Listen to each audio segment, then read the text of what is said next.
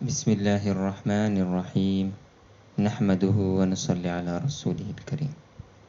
آج کا ہمارا موضوع امام اعظم ابو حنیفہ رحمہ اللہ کے فضائل۔ اس موضوع کو ہم 3 حصوں میں تقسیم کرتے ہیں۔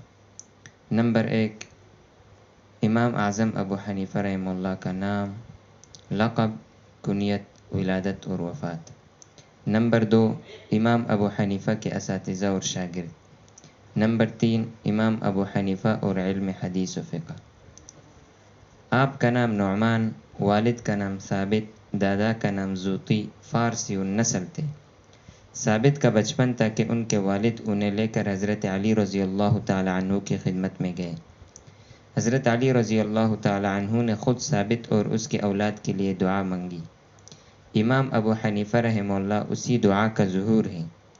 امام اعظم لقب اور ابو حنیفہ آپ کی کنیت ہے، جو آپ کے صاحبزادی کی نسبت سے ہے۔ حضرت ابو ہریرہ رضی اللہ تعالی عنہ راوی ہیں کہ رسول اللہ صلی اللہ علیہ وسلم نے ارشاد فرمایا، لو كان الدین عند الثریا لذهب رجل من فارس او قال من ابناء فارس حتى يتناوله۔ مسلم کی روایت ہے، گو دین ثریا پر ہوتا تب بھی اسے فارس کا ایک شخص حاصل کر کے ہی رہتا، یا فرمایا فارس کے کچھ لوگ۔ بعض روایتوں میں دین کے بجائے علم کا لفظ ہے، اور حافظ جلال الدین سیوطی رحمہ اللہ جو کہ شافعی ہیں، حضور صلی اللہ علیہ وسلم کی اس پیشن گوئی کا مصداق امام ابو حنیفہ کو قرار دیا ہے۔ شاہ ولی اللہ محدث دہلوی نے بھی اپنے مکتوب میں امام ابو حنیفہ کو اس حکم میں شامل کیا ہے۔ غیر مقلد کے مشہور عالم نواب صدیق حسن خان صاحب نے بھی اس کا اعتراف کیا ہے کہ اس حدیث کا مصداق امام ابو حنیفہ اور جملہ محدثین ہے۔ یہ بات تو ظاہر ہے کہ امام ابو حنیفہ رحمہ اللہ نے صحابہ کے زمانے کو پایا، لیکن اس میں اختلاف ہے کہ آپ کو تابعی ہونے کا شرف حاصل ہے یا نہیں۔ محققین کے نزدیک راجح یہی ہے کہ آپ کو تابعی ہونے کا شرف حاصل ہے۔ چنانچہ ابن ندیم نے بھی آپ کو تابعین میں شمار کیا ہے۔ فرمایا، وَكَانَ مِنَ التَّابِعِينَ لَقِيَ عِدَّةً مِنَ الصَّحَابَہ۔ سن 96 ہجری کو آپ حج کے لیے گئے تو وہاں مکۃ المکرمہ میں صحابی رسول حضرت عبداللہ ابن حارث رضی اللہ تعالی عنہ سے آپ کی ملاقات ہوئی، اور ان سے رسول اللہ صلی اللہ علیہ وسلم کا ارشاد سنا، من تفقہ فی الدین کفاہ اللہ ہمہ ورزقہ من حیث لا یحتسب۔ جس نے اللہ کے دین میں فقاہت حاصل کی، اللہ اس کے رنج و غم میں کافی ہے۔ دوسری بات، آپ کے اساتذہ اور شاگرد۔ آپ کے اساتذہ کی تعداد ویسے 4000 بتائی جاتی ہے، مگر آپ کے مشہور اساتذہ امام جعفر صادق، زید ابن علی، عبداللہ ابن حسن، نفس زکیہ، عطا بن ابی رباح، عکرمہ، نافع وغیرہ آپ کے اساتذہ میں تھے، لیکن آپ نے سب سے زیادہ جن کی فکر کا اثر قبول کیا ہوتے حماد بن سلیمان، جو عراق میں فقہ کا مرجع تھے۔ امام صاحب نے 18 سال ان سے استفادہ کیا۔ حماد یہ شاگرد ہیں ابراہیم نخعی کے، اور وہ شاگرد ہیں علقمہ بن قیس نخعی کے، اور علقمہ یہ حضرت عبداللہ ابن مسعود رضی اللہ تعالی عنہ کے خاص شاگردوں میں سے تھے۔ اس طرح امام ابو حنیفہ رحمہ اللہ صحابی رسول حضرت عبداللہ ابن مسعود رضی اللہ تعالی عنہ کے طریقہ اجتہاد اور منہج استنباط کے وارث اور اس فکر کے ترجمان و نقیب ہوئے۔ حماد بن سلیمان یہ امام صاحب کے خاص استاذوں میں تھے، جنہیں بالاتفاق حدیث اور فقہ کا امام تسلیم کیا گیا۔ یہ حضرت عبداللہ ابن مسعود کے علوم کے حافظ سمجھے جاتے تھے۔ صحیح مسلم، ابو داؤد، ترمذی میں ان کی روایات موجود ہیں۔ انہوں نے حضرت انس رضی اللہ تعالی عنہ، حضرت زید ابن اوہب، سعید ابن مسیب، عکرمہ، ابو وائل، ابراہیم نخعی اور عبداللہ ابن بریدہ رحمہم اللہ کے علوم حاصل کیے تھے۔ امام ابو حنیفہ نے ان سے 2000 حدیثیں روایت کی ہے۔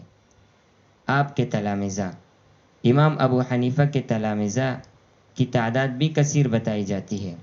علامہ کردری نے 800 فقہاء و محدثین، صوفیاء و مشائخ کو آپ کے اساتذہ میں شمار کیا ہے، مگر آپ کے تلامذہ میں شمار کیا ہے، مگر آپ کے مشہور تلامذہ امام ابو یوسف، امام محمد، امام ظفر، امام مالک، عبداللہ ابن مبارک، مکی ابن ابراہیم، سفیان ابن عیینہ، شعیب دمشقی ہیں۔ یہ آپ کے وہ شاگرد ہیں جو بلا واسطہ آپ کے شاگرد ہیں۔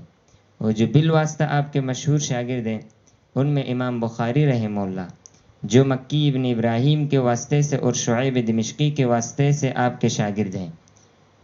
امام احمد رحمہ اللہ، یہ عبداللہ ابن مبارک کے واسطے سے آپ کے شاگرد ہیں۔ اسی طرح اصحاب ستہ بھی عبداللہ ابن مبارک کے واسطے سے آپ کے شاگرد ہیں۔ امام شافعی رحمہ اللہ، یہ امام محمد رحمہ اللہ کے واسطے سے اور سفیان ابن عیینہ کے واسطے سے آپ کے شاگرد ہیں۔ نمبر 3، امام ابو حنیفہ رحمہ اللہ اور علم حدیث و فقہ۔ امام اعظم ابو حنیفہ جس وقت پیدا ہوئے تو ان کا شہر کوفہ علم حدیث اور علم فقہ کے ایک بڑے مرکز کی حیثیت رکھتا تھا۔ کوفہ شہر حضرت عمر رضی اللہ تعالی عنہ کے زمانے میں آباد کیا گیا اور یہاں کے ساکنین کو حضرت عبداللہ ابن مسعود رضی اللہ تعالی عنہ کے علوم سے فائدہ اٹھانے کی سعادت نصیب ہوئی، جنہیں حضرت عمر رضی اللہ تعالی عنہ نے معلم بنا کر یہاں بھیجا تھا۔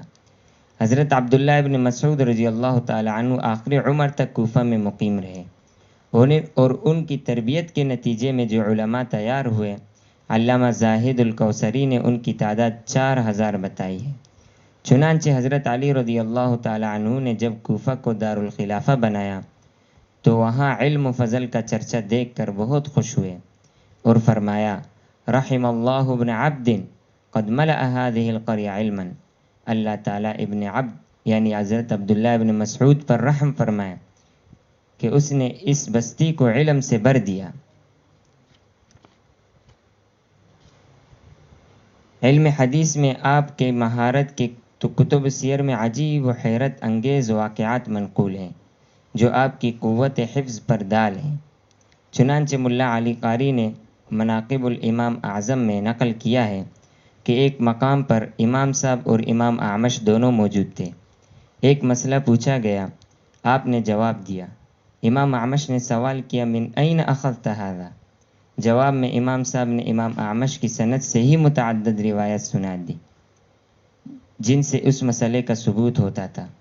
امام اعمش حیران ہو کر ایک مشہور جملہ ارشاد فرمایا، یا معشر الفقہاء انتم الاطباء ونحن الصیادلہ وانت ایہا الرجل اخذت بکلا الطرفین۔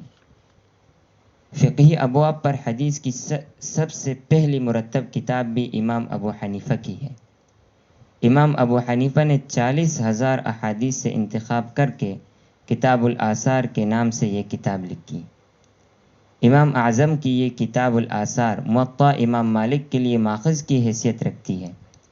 چنانچہ علامہ ذہبی نے مناقب میں مشہور محدث عبدالعزیز دراوردی کا یہ قول نقل کیا ہے، کان مالک ینظر فی کتب ابی حنیفہ وینتفع بہا، کہ امام مالک رحمہ اللہ امام ابو حنیفہ کے کتب کو دیکھتے تھے اور ان سے فائدہ حاصل کرتے تھے۔ امام ابو حنیفہ کا تفقہ تو سبوں کو تسلیم ہے۔ امام شافعی جیسے بلند فقیہ کہا کرتے تھے کہ لوگ فقہ میں امام ابو حنیفہ کے محتاج ہیں۔ الناس فی الفقہ عیال علی ابی حنیفہ۔ اللہ تعالیٰ نے یہ سعادت بھی امام ابو حنیفہ کے حصے میں رکھی کہ سب سے پہلے فقہ کو انہوں نے مدون کیا۔ سب سے پہلے حدیث کو مدون کرنے والے بھی امام اعظم ابو حنیفہ ہیں، اسی طرح فقہ کو بھی مدون کرنے والے سب سے پہلے امام اعظم ابو حنیفہ رحمہ اللہ ہیں۔ اور فقہ حنفی کی خصوصیات کیا ہیں، فقہ حنفی کے فضائل کیا ہیں، انشاءاللہ تعالی دوسری مجلس میں اس پر بات ہوگی۔ اللہ تعالی ہمیں عمل کی توفیق دے۔ وآخر دعوانا ان الحمد